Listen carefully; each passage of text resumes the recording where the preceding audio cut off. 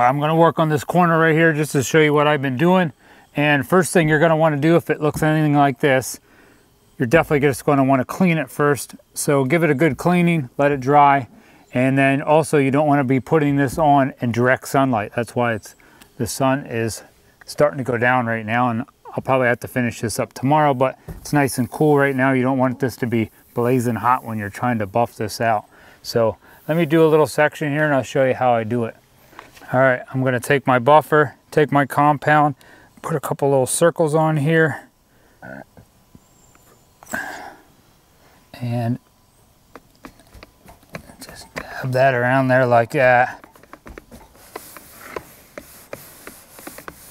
And this buffer that I have here does have variable speeds on it. So if you've never done this, it's probably really good to start, maybe start right on 600. That's as low as it goes. And now I have it up on like 1,000, but once you get better at it, you can start to go a little faster, but you don't want to go in one area too long. But I found you really can't screw it up if you just start slow. So, I mean, you could pay somebody to do this, but it's gonna cost you.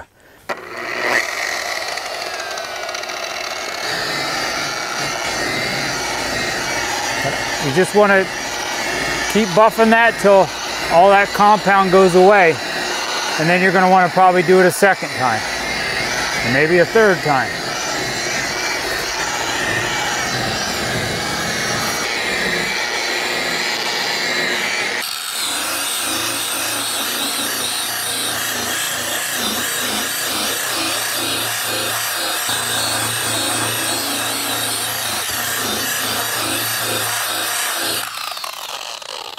And also when you get a brand new buffing wheel like this, you're going to see lots of little pieces of looks like some of the wheel flying off, but that kind of goes away. And as you go up, it's kind of nice to just start to overlap.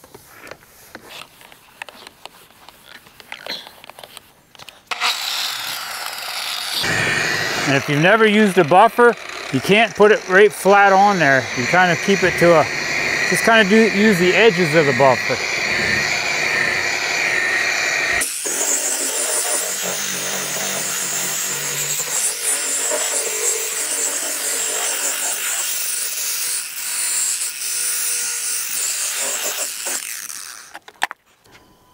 All right, it's getting there.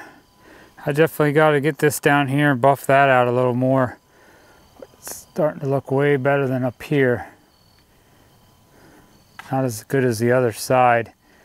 But like I said, I'm going to put a little wax on this, and I think this thing will look 100 times better. So let me keep working on this and I'll get back to you.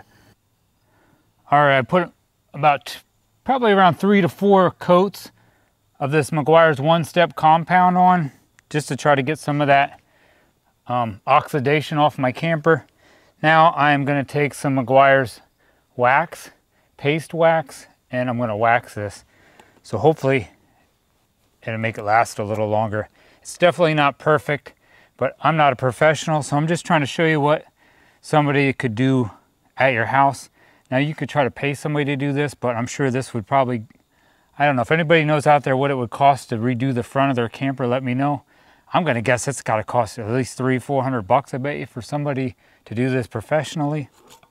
It probably would come out better, I'm sure, but I'm not paying $300 to $400 or whatever it would cost. And if you do want to try some of this stuff, I will put all the stuff I'm using down in the description. Now when you do this wax, just do small little areas. The longer you let this sit on there and the more it dries, the harder it is going to be to get off. If any of you guys have ever waxed a car.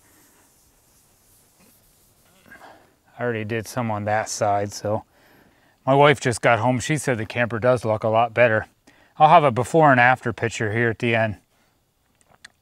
I know it looks a lot better.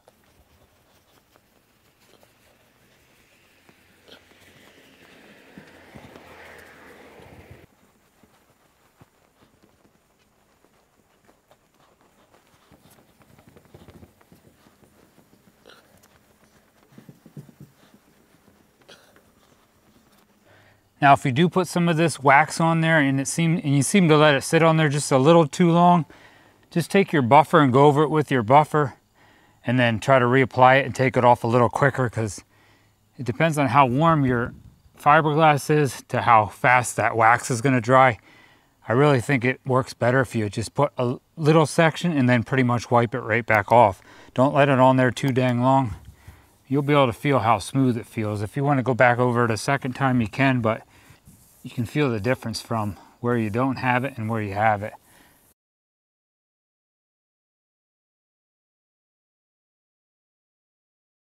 All right, that's about it.